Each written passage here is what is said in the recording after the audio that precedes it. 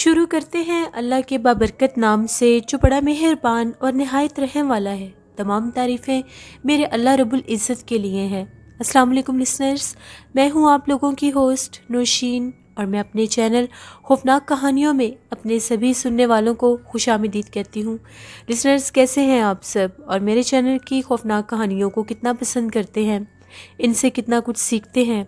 अपनी राय का इजहार कमेंट बॉक्स में ज़रूर किया करें। आज आप लोगों के लिए मैं हर रोज़ की तरह बहुत ही दिलचस्प ऐसी खौफनाक कहानियाँ लेकर आई हूँ जिन्हें सुनकर आप बहुत ज़्यादा उनसे कुछ सीखेंगे भी और उन्हें पसंद भी करेंगे। मेरे आज के स्टोरी सेंडर है फ़ाइका बहावल नगर से और वकास अहमद मैनचेस्टर से। बढ़ते हैं आज की पहली खौफनाक कहानी की तरफ। ये खौफनाक कहानी फ़ाइका शेयर कर रही हैं। फ़ाइका कहती हैं कि मैं आपके साथ अपनी ख़ुद की ज़िंदगी में पेश आने वाली एक ऐसी खौफनाक कहानी शेयर करना चाहती हूँ जिसके बहुत ज़्यादा खौफनाक असरात मेरी ज़िंदगी पर हुए थे। आज से तकरीबन 7 साल पहले की बात है। मैंने मुल्तान में एडमिशन लिया, वहाँ पर मैंने अपनी स्टडी स्टार्ट की। तो वहाँ पर रिहाइश का मसला था, तो मुझे उसके लिए एक हॉस्टल में रहना पड़ा। जिस हॉस्टल में मैंने एडमिशन लिया वो एक प्राइवेट हॉस्टल था और देखने में ऐसा लगता था कि शायद किसी दौर में वो कोई घर रहा हो। वो जो हॉस्टल की बिल्डिंग थी वो उसके 2 फ्लोर्स थे। नीचे वाले पोर्शन में भी काफ़ी ज़्यादा गर्ल्स रहती थी, ऊपर वाले पोर्शन में भी। हम लोगों का जो रूम था वो ऊपर वाले पोर्शन पर था। मेरे साथ मेरी एक रूममेट भी थी। हम दोनों उस हॉस्टल में न्यू ही थी। हम दोनों ने उस हॉस्टल में रहना शुरू कर दिया। हम लोगों का जो रूम था वो बिल्कुल लास्ट वाला था। ऊपर वाले जो सेकंड फ्लोर था उसके लास्ट वाला रूम था हम लोगों का, यानी एक कॉर्नर पर वॉशरूम थे और एक कॉर्नर पर हम लोगों का रूम था। अभी मुझे वहाँ पर शिफ्ट हुए तकरीबन 2-3 दिन ही हुए थे। मैं वहाँ पर जब भी रात के टाइम सोती थी तो मुझे बड़ी मुश्किल से नींद आती थी। मैं भी जगह नहीं थी, इसलिए मैं घर वालों को मिस भी बहुत ज़्यादा करती थी।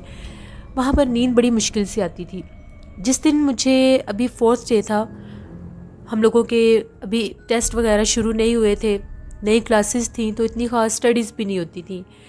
काफ़ी देर मैं और मेरी फ्रेंड बातें करती रही। वो भी मैं मेरे कॉलेज में ही पढ़ती थी, लेकिन उसका और मेरा जो डिपार्टमेंट था वो अलग था। हम लोगों में अच्छी दोस्ती भी हो गई थी। हम लोग बातें करते रहे।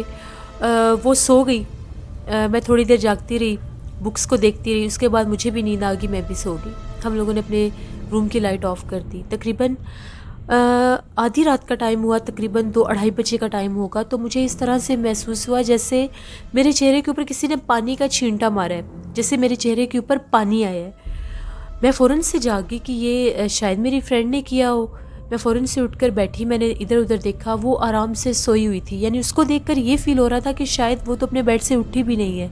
फिर मेरे चेहरे के ऊपर पानी के छींटे कैसे आए?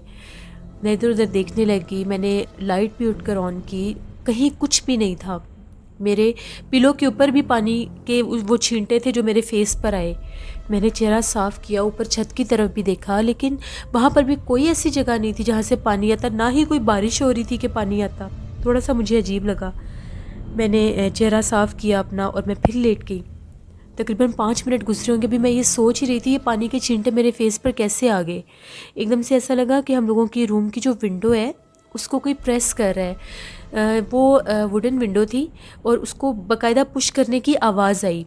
मैंने वहीं पर लेटे लेटे पीछे पलट कर देखा तो बिल्कुल ऐसा लग रहा था कि उस विंडो को कोई प्रेस कर रहा है, अंदर की तरफ धकेलने की कोशिश कर रहा है, खोलने की कोशिश कर रहा है। थोड़ी सी डर गई। मैंने फ़ौरन से अपनी फ्रेंड को जगाया और उसको बताया कि इस तरह से पहले मेरे फेस के ऊपर पानी के यूं छींटे आए हैं और अब देखो इस विंडो को कोई छेड़ रहा है। उसने भी देखा, हम दोनों ने देखा, उस विंडो को बराबर कोई प्रेस कर रहा था।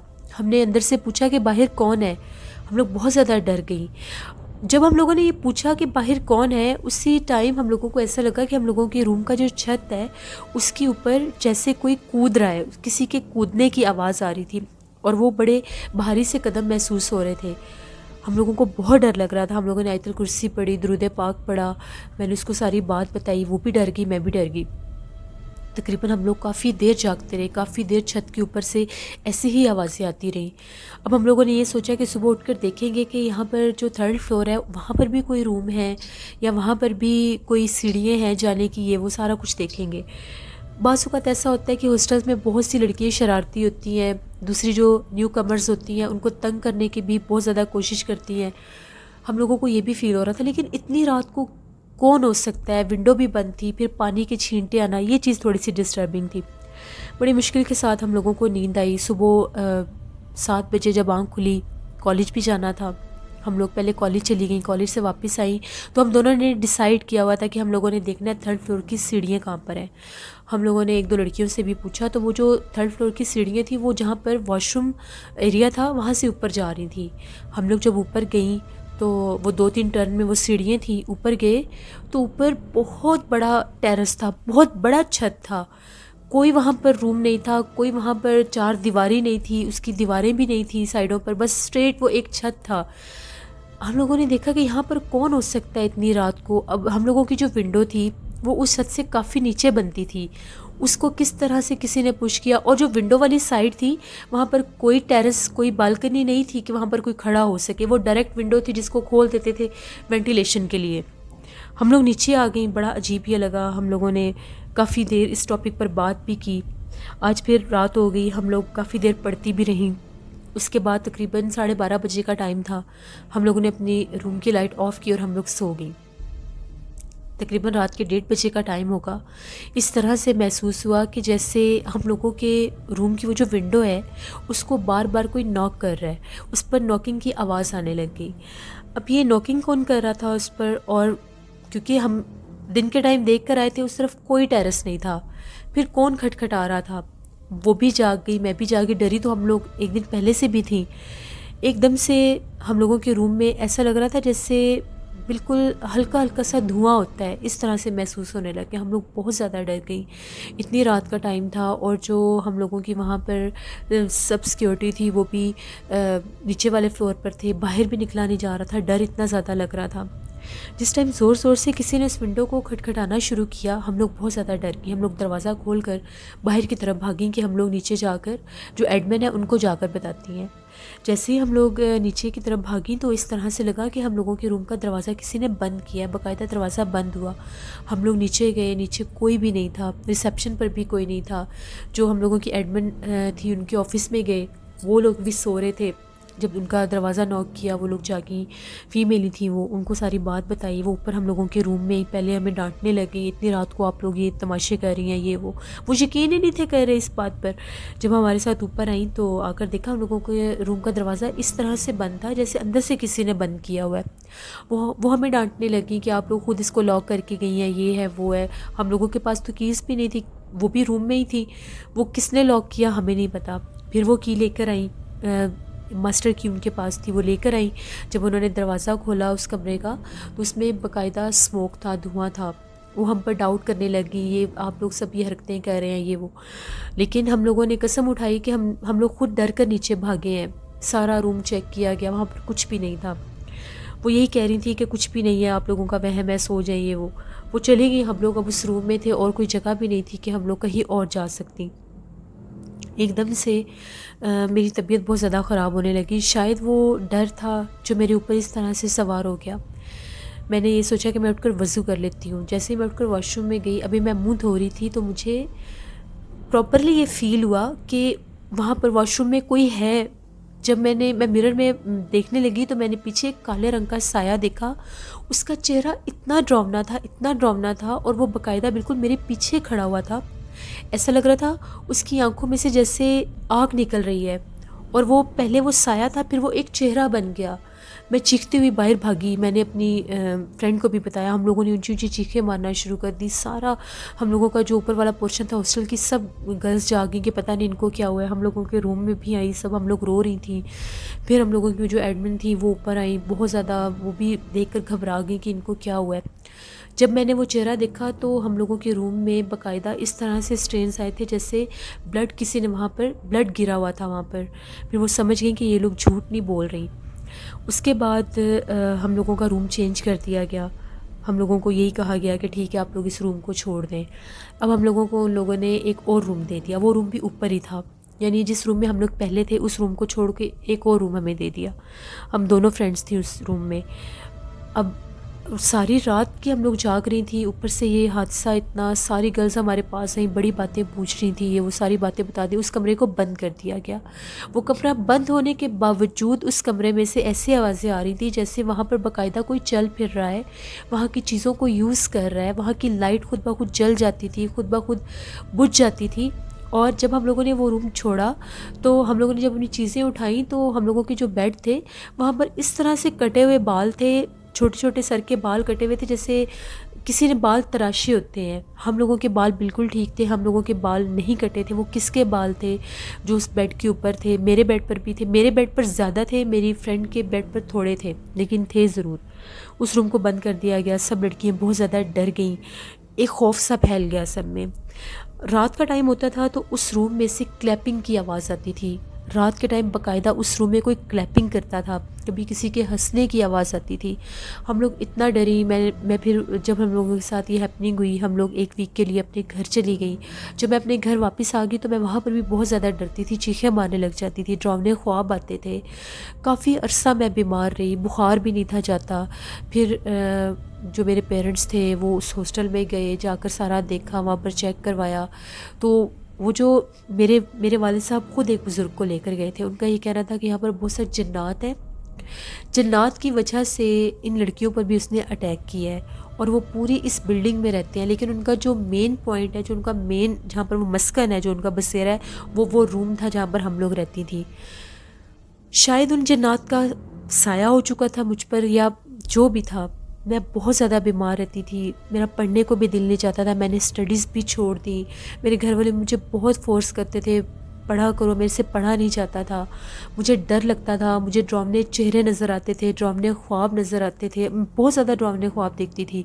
सारा दिन फिर वही चीज़ें सोचती रहती थी, मिरर के सामने खड़े होने से डरती थी। मुझे इस तरह से महसूस होता था कि जैसे मैं मिरर के सामने जाऊंगी मेरे पीछे वही चेहरा आकर खड़ा हो जाएगा। मैं वॉशरूम में अकेली नहीं जा सकती थी, मेरी मदर मेरे साथ होती थी। मुझे इतना खौफ आता था, बिल्कुल मैं ऐसे हुई थी जैसे मुझे दौरे पड़ने लग गए थे पागलपन के और खौफ आने लग गया था। मैं चीखें मारती थी। फिर मुझे मेरे वालिद साहब एक पीर साहब थे, उनके पास लेकर गए। जब उन्होंने मेरे ऊपर पढ़ाई की तो उनका ये कहना था कि मैं जहाँ से डरी हूँ वहीं से वो आसेब जिन्नात मेरे साथ है। वो मुझे बाकायदा डराता था, लेकिन वो इस तरह से सामने नहीं आती थी वो चीज़ कि मुझे नज़र आती थी। उसका खौफ ही मेरे ऊपर इतना ज़्यादा तारी हो चुका था कि वो मुझे ना चाहते हुए भी हर तरफ वो चीज़ दिखने लगी थी। साइकोलॉजिकल मेरे ऊपर वो प्रॉब्लम सी हो गई थी कि वो मुझे नज़र आती थी हर तरफ वो चीज़। काफ़ी अरसा मैं बीमार रही, मैंने बहुत ज़्यादा फिर वो रूहानी इलाज करवाया, बावज़ू रहना शुरू कर दिया, नमाज़ कुरान पाक पढ़ना शुरू कर दिया। तकरीबन 2 साल मैं उस तकलीफ़ में मुब्तला रही। मेरे वो 2 साल भी वेस्ट हो गए, मेरी स्टडीज़ बिल्कुल रुक गई, मैं आगे पढ़ ही नहीं सकी। उसके बाद मैंने बहुत ट्राई की कि मैं दोबारा एडमिशन लूँ, लेकिन मैंने नहीं लिया। फिर मेरे पेरेंट्स ने मेरी शादी कर दी। शादी के बाद भी कुछ अरसा मैं बीमार रही, बहुत ज़्यादा वही खौफ, वही कंडीशन मेरी रहती थी। लेकिन फिर आहिस्ता आहिस्ता अल्लाह का शुक्र हुआ कि मैं ठीक होगी।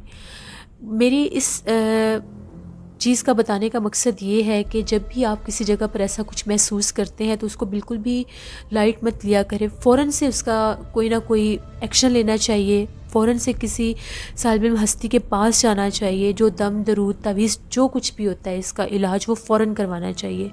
वरना इस तरह से भी होता है, मेरा पूरा जो कैरियर था वो स्पॉइल हो गया, मेरी स्टडीज़ ख़त्म हो गई। कभी भी मैं उस चीज़ को नहीं भूल सकती। अब आज तक भी अगर मुझे वो रात या वो चीज़ें याद आती हैं तो मेरे रोंगटे खड़े हो जाते हैं। ये मेरी कहानी थी जो मैंने आपके साथ शेयर की। बहुत शुक्रिया फ़ाइका आपका। अल्लाह आपको अपने हिफ्ज़ व ईमान में रखे, अल्लाह हम सबको अपने हिफ्ज़ व ईमान में रखे और ऐसे गैर मरे मखलूक़ात के हमलों से हमेशा महफूज रखे। अपना ख्याल रखा करें लिसनर्स, इन चीज़ों को नोटिस करते रहा करें। कोई सोते में चीज़ अगर डराए, डरावने ख्वाब आएँ तो इनका फ़ौरन कोई ना कोई हल निकालना चाहिए। बढ़ते हैं एक और ख़ौफनाक कहानी की तरफ। ये ख़ौफनाक कहानी मेरे regular story sender Waqas Ahmed share कर रहे हैं। वकास कहते हैं कि आज आपके साथ मैं एक स्टोरी शेयर करना चाहता हूँ। सिंध में एक जज थे, तो वो वहाँ पर उनकी पोस्टिंग भी वहीं पर थी और वो रहते भी वहीं पर थे। तो वो कहते हैं कि एक दफ़ा ऐसा हुआ कि मैंने अपनी फैमिली के साथ आउट ऑफ कंट्री जाना था, लेकिन मेरे ऊपर काम का इतना ज़्यादा बर्डन था, मैं चाह के भी नहीं जा सकता था।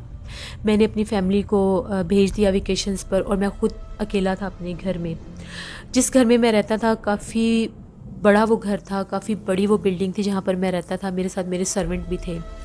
एक दफ़ा रात का टाइम था तो ऐसा हुआ कि मैं अपने रूम में बैठा काम वगैरह ही कर रहा था, अपनी कुछ फ़ाइल्स चेक कर रहा था।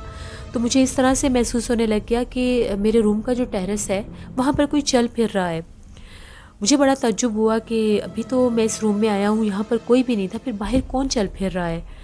अभी मैं उन चीज़ों पर ही फोकस कर रहा था तो वो जो चलने की आवाज़ थी, कदमों की आहट बहुत ज़्यादा प्रोमिनेंट थी, बार बार बाहर कोई चल फिर रहा था।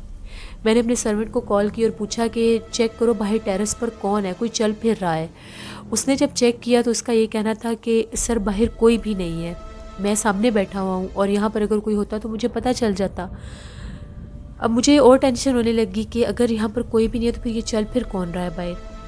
मैं अभी वहाँ से उठने ही लगा तो ऐसा लगा कि बाहर बहुत ज़ोर से कोई गिरा है, किसी के गिरने की आवाज़ आई। मैंने फिर अपने सर्वेंट को कॉल के ऊपर बुलाया, उसने आकर सारी जगह चेक की, वहाँ पर कुछ भी नहीं था। लेकिन वो जो आवाज़ें मैं सुन रहा था वो भी मैं उनको भी इग्नोर नहीं कर सकता था। मैंने यही मुनासिब समझा कि मैं इस रूम को छोड़कर किसी दूसरे रूम में चला जाता हूँ। मैं दूसरे रूम में सोने के लिए चला गया। मुझे मेरी कुछ चीज़ें रह गई थी तो मैं वो उठाने के लिए उस रूम में ही आने लगा। जैसे ही मैंने उस रूम का दरवाज़ा खोला, अभी मैं दरवाजे के पास था, मुझे अंदर से बच्चों के हंसने की आवाज़ आ रही थी। मुझे जब बच्चों के हंसने की आवाज़ आई मैं बहुत ज़्यादा डर गया। मुझे यकीन हो गया कि यहाँ पर हो ना हो कोई गैर मरे मखलूक़ात का मामला है, अभी ये बच्चों के हंसने की आवाज़ आ रही है। मैंने कुछ भी नहीं किया, मैं वहीं से वापस उस रूम में चला गया। आयतुल कुर्सी पढ़ी, दुरूद पाक पढ़ा, अपने ऊपर हिसार किया। अगले दिन मेरे एक जानने वाले थे तो वो काफ़ी ज़्यादा इल्म रखते थे जिन्नात के बारे में। मैंने उन्हें कॉल की, वो मेरे घर आए, आकर उन्होंने पढ़ाई की, चेक की। तो उनका ये कहना था आपको डरने की ज़रूरत नहीं है, यहाँ पर नेक जिन्नात का बसेरा है और वो हैं भी बच्चे। वो शरारत कर रहे थे, खेल कूद रहे थे। वो खेलते खेलते इस साइड पर आ गए तो अपना आप उन्होंने जाहिर कर दिया वो आपको कोई नुकसान नहीं पहुंचाएंगे। फिर हम लोगों ने उस कमरे को अलग कर दिया, उस कमरे को यूज़ करना छोड़ दिया। उसकी सफाई वगैरह करवाते थे लेकिन उस कमरे में बाकायदा जाते नहीं थे। उस कमरे को बिल्कुल बंद कर दिया। वहाँ से अक्सर बच्चों के हंसने की, खेलने की हम लोगों को आवाज़ें आती थी। इसी तरह से वकास अहमद कहते हैं एक और स्टोरी आपके साथ शेयर करता हूँ। ये खौफनाक कहानी आज़ाद कश्मीर के एक गाँव की है। एक शख्स था, उसको आदत थी वो रात के टाइम इबादत किया करता था। तो वो कहता था मेरा जो घर था कब्रिस्तान के बिल्कुल पास था। एक दफ़ा ऐसा हुआ मैं इबादत कर रहा था, उसके बाद मैंने तस्बीह वगैरह की। इसी तरह से अपने मामूल के मुताबिक एक रात मैंने इबादत की, तस्बीह भी पढ़ ली। तो मेरा दिल चाह रहा था कि मैं बाहर घूमने फिरने के लिए निकलूं। मैं घर से बाहर निकला तो ना चाहते हुए भी मैं कब्रिस्तान की तरफ चल पड़ा। अभी मैं कब्रिस्तान के पास ही था, मुझे इस तरह से महसूस हुआ जिस तरह से सांप के बोलने की आवाज़ आती है। बिल्कुल ऐसा महसूस हो रहा था जैसे सांप की एक मखसूस आवाज़ होती है। मैंने जब वहाँ पर गौर करके देखना चाहा, टॉर्च के ज़रिए देखा तो एक काले रंग का सांप था। बहुत ज़्यादा बड़ा सांप नहीं था। मैंने जब उसको देखा तो मैंने उसको कुछ भी नहीं कहा, मैं आराम से उसके पास से गुजरने लगा। जैसे उसके पास से गुजरने लगा मुझे अपनी बैक साइड से सांप की आवाज़ बहुत ज़्यादा आने लग गई। शायद ऐसा लगा कि बिल्कुल मेरे पास आ गया है। मैंने पलट कर देखा तो मेरी हैरत से दंग रह गया मैं कि वो सांप एकदम से बहुत बड़ा हो चुका था। उसका साइज़, उसका जो वेट था वो देखने में बहुत बड़ा लग रहा था। मैं बहुत ज़्यादा डर गया। मैं भागता हुआ एक दरख्त के पीछे चला गया और बहुत ज़्यादा खौफज़दा हो रहा था कि मैं वापस कैसे जाऊंगा। थी भी रात और वहाँ पर कोई था भी नहीं। मैंने आयतुल कुर्सी और दुरूद पाक पढ़ना शुरू कर दिया लेकिन मैं खौफज़दा बहुत ज़्यादा था।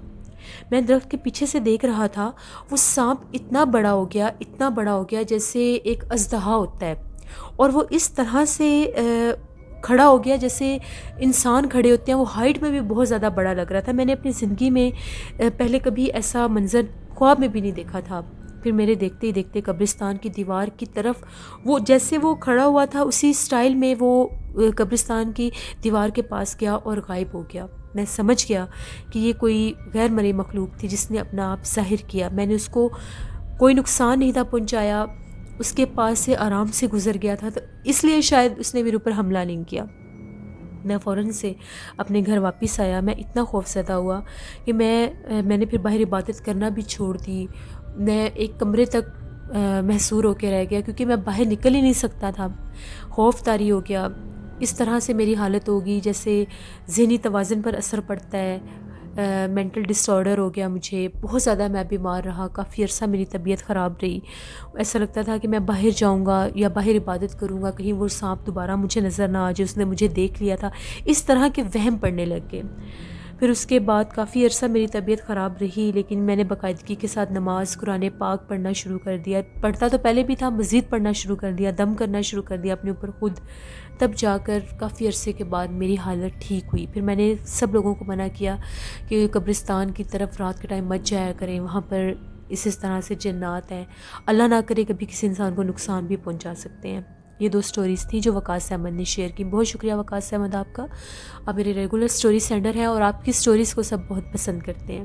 लिसनर्स, अपना फीडबैक मुझे ज़रूर दें। आप लोगों को आज की खौफनाक कहानी कैसी लगी, आप लोग भी स्टोरी शेयर कर सकते हैं डिस्क्रिप्शन बॉक्स में दिए गए ईमेल आईडी noshinwir57@gmail.com पर। इसके अलावा आप लोग मुझे कमेंट बॉक्स में भी स्टोरी शेयर कर सकते हैं। अपना बहुत ख्याल रखा करें, इबादत किया करें, पाक साफ़ रहा करें, बावज़ू रहा करें, तो इंशाल्लाह कभी भी जिन्नात, कोई भी डरावनी मखलूक़ात आपको नहीं डराएंगे। नीलम वॉइस ऑफिशियल को भी जाकर सब्सक्राइब करें और नौशीन वॉइस ऑफिशियल को भी ज़रूर विज़िट करें। कल आप लोगों के साथ फिर मुलाकात होगी किसी नई खौफनाक कहानी में। अपना बहुत सा ख्याल रखिएगा, अपनी ढेरों दुआओं में अपनी होस्ट नौशीन को ज़रूर याद रखिएगा। Thank you for watching, stay blessed, अल्लाह निगहबान।